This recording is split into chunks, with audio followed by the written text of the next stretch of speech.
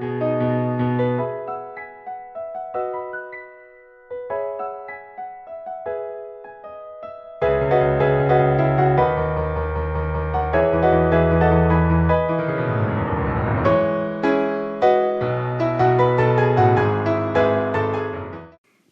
people, Nintendo Metawada here giving you a Nintendo review. Today's episode, AVGN The Immortal on the NES. I'm going to skip the sponsorship since it has nothing to do with the review. Anguish, lament, oh how hath ye been cursed if thou hath played the game as archaically, diuretically shitholic as the Immortal on thy NES. Whence I came, my basement chamber above, where I dispraise such demeaning, failed electronic attempts at merriment. But when they're as loathly as thee, it is but I who has thus sworn to suffer as I descend deeper into the catacombs, a place where true shit goes to lie face first down in smoldering decay, a place where sorrows exceed the souls and vanquished beings meet their fate. Medieval torture, man, the head crusher, the rack, the pendulum, the Iron Maiden, but none as dreadful as this. Behold. Reset, and here we go, the plate begins.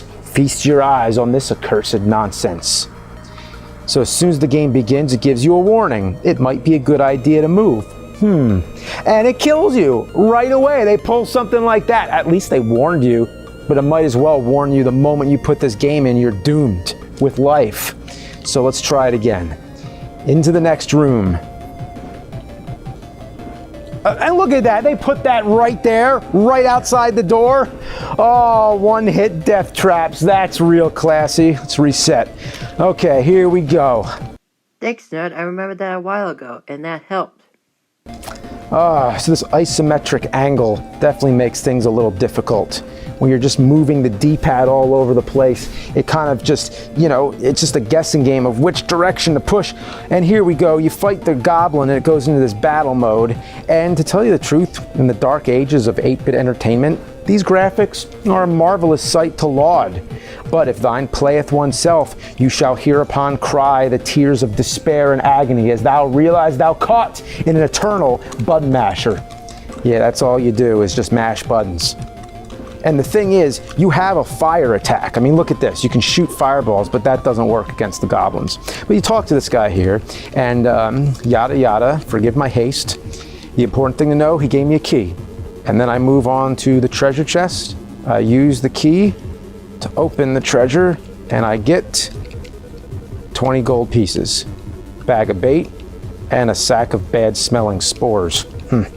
Well, we all know what this game's a bad-smelling sack of. Nope, not entirely. It's just old food left there.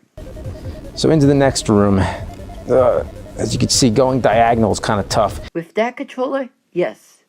With a Joy-Con with grip, no. Yes, I know it was made before that, but with today, it should be a bit more easier.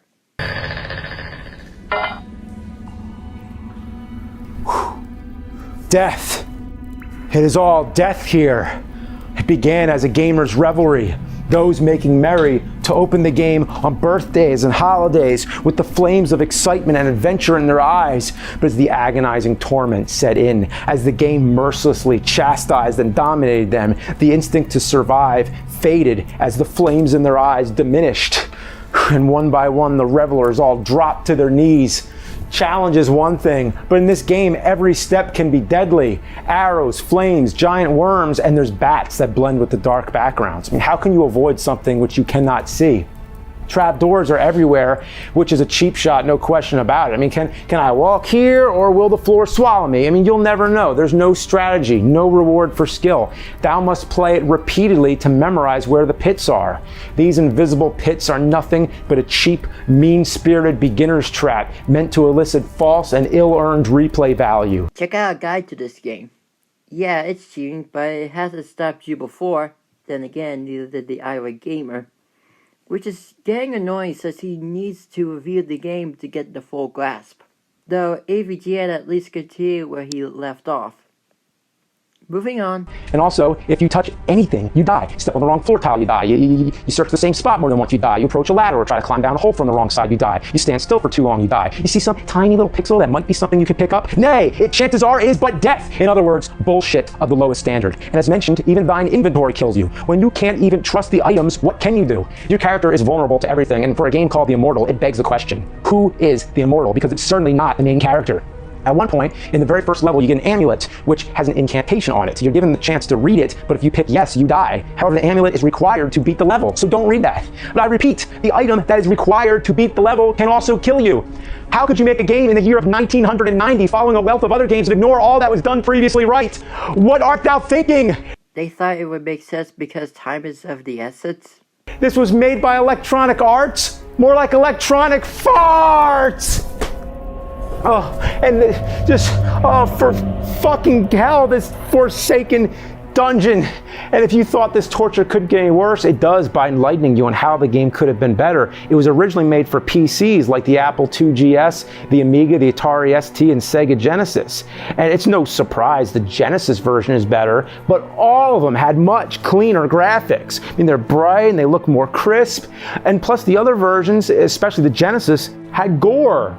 Yeah, fatalities, years before Mortal Kombat. Heads get sliced off, and look at the bodies get cut in half vertically. Heads explode. I mean, this game had balls, but it was neutered on the NES.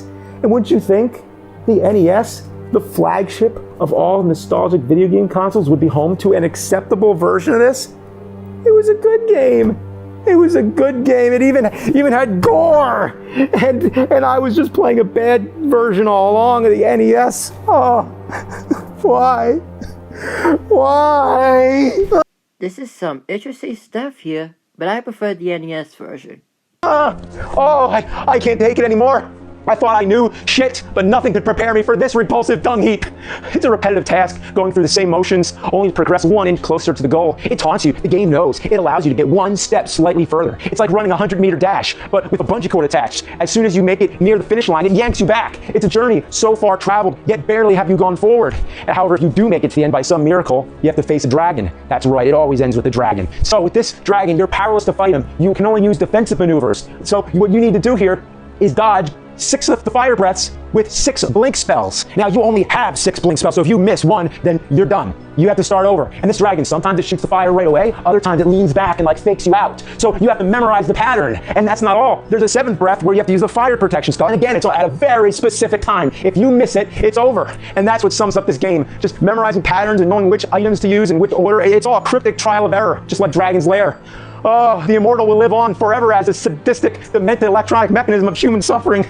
Oh, some masochistic alchemist invented this concoction of death traps, awkward combat, stiff controls, items that kill you, constantly dying and starting over. It only leaves you with frustration, anger, sadness, and crippling disappointment. Emotions that belong nowhere near video games. And when the manual's more fun to read than play the actual game, you know you're in trouble. I long for a time when I knew not what this game was. I long for the big rigs, the LJNs, the Fred Fucks of yesteryear. I rue the day I ever became trapped in the Immortal, a game where I've stared at the same room so long the pixelated walls have become my eternal home. I rue the day I was born upon this earth, which has spawned such primordial, putrid engineers capable of creating something so apocalyptically horrid. Never shall I touch a game like this again. I'd rather have a warlord shove a morning star up my ass. Yeah, I played it more on the Switch, and to be fair, if you didn't have to memorize the game, you could beat it with no problem. So I can understand the nerd's ways. Though that begs the question, did Nintendo Power have a guide to beat it? If so, I think the nerd might have just had a bad day once, and he became so angry he felt tortured. Lore-wise, anyway. The review was short, but it did leave something to love. The setting, the information, the vulgarity with most of his reviews. Give him credit, at least he twisted it up this Halloween. I'll give it the okay approval. Like, comment, share, subscribe, and click on the bell to get notified for more of my work. Also, be sure to follow me on Twitters, Facebook, Twitch, Discord, Reddit, and more to see my streams. Sign off.